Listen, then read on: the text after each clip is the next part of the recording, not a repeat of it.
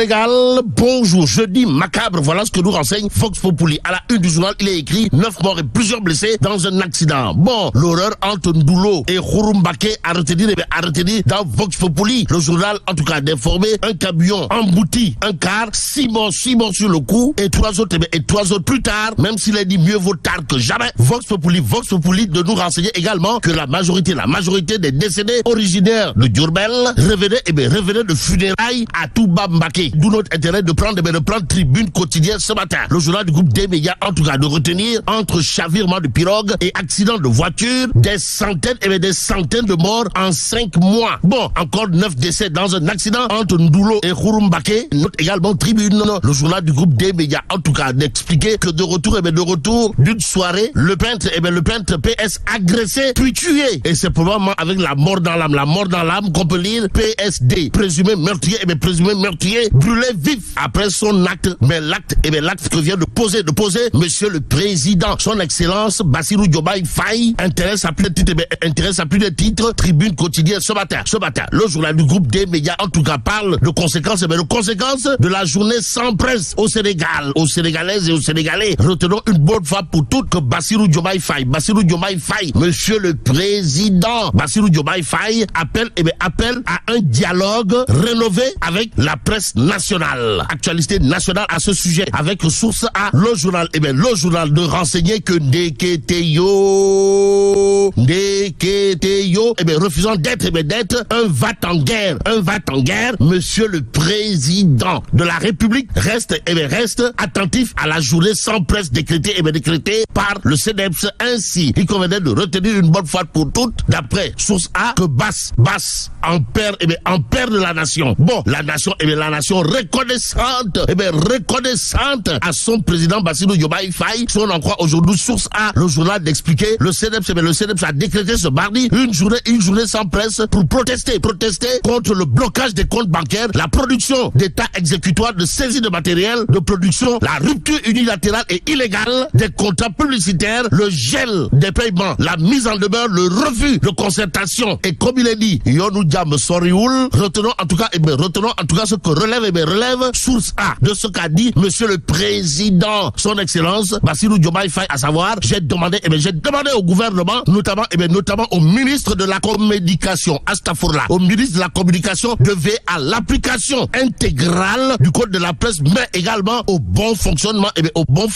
des entreprises de presse. Y a-t-il lieu là de dire Djokonyal, Monsieur le Président? En attendant, restons avec source A qui s'intéresse à la dissolution de la commission du dialogue des territoires. Pourquoi faire? Pour nous dire que ça, le bulldozer du landerneau politique sénégalais, comprenez, Bougane Gueye Dany multiplie par zéro, cet acte, en tout cas, acté la dissolution de la commission du dialogue des territoires, certes, mais Bougane Gueye Dany, plus que c'est de lui qu'il s'agit, parle de Tcharan et de Tapali, bref, de farce de bon ou de mauvais goût. En tout cas, l'info quotidien, pour ça part d'indiquer dissolution de la CNDT BDF. Bassirou Diomaye Faye fait fondre le fromage de Benoît Sambou. Pendant ce temps, Wolf quotidien s'intéresse à un autre sujet relatif à la dissolution de l'Assemblée nationale. Et là, il convenait de retenir, d'après le quotidien du groupe Walfadji, que les députés sont sur siège éjectable. Députés sur siège éjectable, diam. En attendant, dans Vox Populi,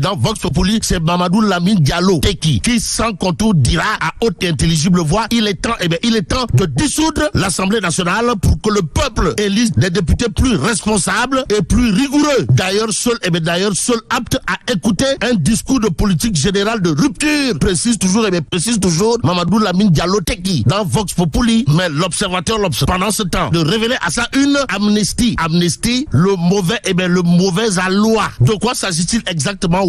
L'observateur de nous livrer le vœu des victimes et les éclairages des juristes sur la portée de l'abrogation. Quoi qu'il en soit, celui qui semble assis aujourd'hui sur des braises, si on en croit l'observateur, c'est Waly Diouf Bodian.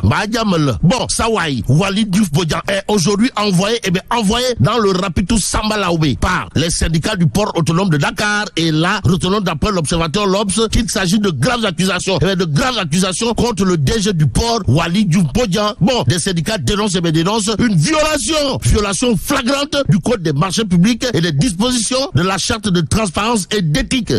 Waouh. Bon, la cellule de com du port annonce des réponses idoines, des réponses idoines du DG dans les plus brefs délais, en attendant de savoir si oui ou non monsieur le DG du port va se présenter avec des arguments tirés par les cheveux, voire par les pieds ou pas. Lee continue de parler de mission d'audit avant de titrer le Djoubal en souffrance, pour ne pas dire en péril au port autonome de Dakar. Bon, l'intersyndicale vilipende le DG Waly Diouf Bodian. Il dénonce une violation des procédures de passation de marché. Informe Lee quotidien. De quoi dire Waly Diouf Bodian, toi aussi. Bon, retenons également l'autre point dénoncé par l'intersyndicale du port autonome de Dakar, à savoir le marché de l'audit du fichier du personnel a été attribué à un cabinet dont le directeur est un employé du port autonome de Dakar.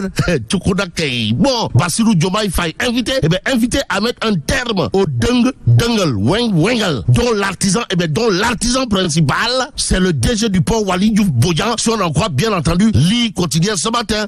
L'autre journal qui en parle, c'est Tribune quotidien. À la une du quotidien du groupe des médias, on peut lire l'intersyndicale du port entre en guerre contre le DG. S'agit-il de guerre froide, de guerre chaude ou de drôle de guerre? Pour l'instant, retenons que le Dengel Wengel de Waly Diouf Bodian dénoncé. Bon, l'intervention du président Diomaye sollicité par l'intersyndicale des travailleurs du port autonome de Dakar, renseigne également Tribune quotidienne ce matin. En attendant, restons avec Tribune quotidienne qui nous donne des informations de la synergie républicaine de l'imam Ratib Mohamed Moustapha Diagne. En tout cas, gestion du pays, l'imam Ratib Mohamed Moustapha Diagne de la synergie républicaine liste les manquements des nouvelles autorités. Et c'est avec beaucoup d'autorité que l'imam Ratib Mohamed Moustapha Diagne et les membres de son parti synergie républicaine se sont prononcés dans un communiqué rendu public. Ils indiquent avoir analysé les résultats de la présidentielle du 24 février 2024 et relevé que sur 4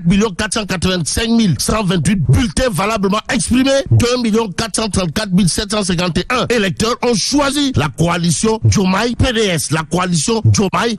Et 2 50 377 Sénégalais ont préféré les autres candidats. De ce fait, il est concluant que le président Bassirou Diomaye Faye est juste passé au premier tour avec 384 374 voix. De plus que tous les autres candidats réunis. En conséquence, ajoute Mohamed Moustapha Diagne, toujours dans le Tribune quotidien, les 54% de sa victoire constitue une majorité relative qui pourrait s'effriter avec la constitution d'une opposition bien structurée, combinée aux multiples fronts ouverts par le nouveau régime ainsi qu'aux engagements du Premier ministre Sonko, différé d'office par la réalité de la gestion du pouvoir. Le point acquis au chapitre de la défaite de Benno Bokk Yakaar à la présidentielle d'indiquer que Abdoulaye Diouf Sarr, Borom Ndakaaru ak liko wër demande des explications rakitaf et joli à Macky Sall et Amadou Ba. Puis, bon, ce matin, il convenait de terminer avec le quotidien.